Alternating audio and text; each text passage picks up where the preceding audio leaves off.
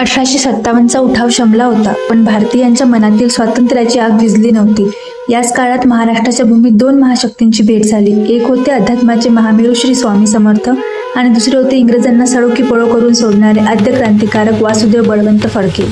आज आपण या ऐतिहासिक भेटीमागील सत्य आणि त्यातून मिळालेल्या क्रांतीच्या प्रेरणेबद्दल जाणून घेणार आहोत.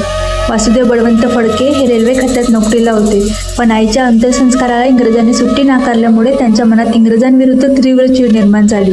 त्यांनी शस्त्र क्रांतीचा मार्ग निवडला, पण एवढ्या मोठ्या सत्तेविरुद्ध लढण्यासाठी आत्मिक बळाची गरज होती. या शोधात ते 1870च्या दशकात अक्कलकोटला पोहोचले. फाळके यांच्या डायरीतील नोंदी आणि तत्कालीन बखलीनुसार ते अनेक साधू संतांच्या भेटी घेत असत, जेणेकरून क्रांतीसाठी लोकसंग्रह आणि आशीर्वाद मिळावा.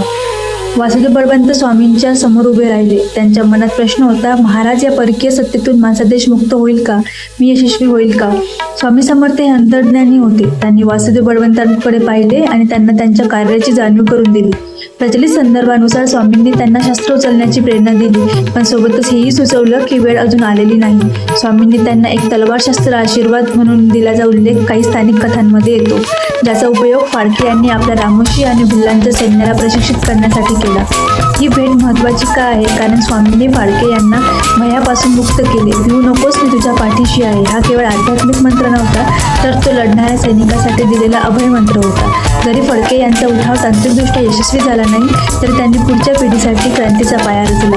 स्वामींच्या आशीर्वादाने एका सरकारी नोकराचे रूपांतर भारताच्या आद्य क्रांतिकारकात झाले. स्वामी समर्थांनी कधीही राजकारणात रस दाखवला नाही, पण राष्ट्रावर संकट आल्यावर त्यांनी आपल्या भक्तांना सदैव बळ दिले. वासुदेव बळवंत फडके आणि स्वामींची ही भेट अध्यात्म आणि राष्ट्रभक्तीचा एक सुंदर संगम आहे.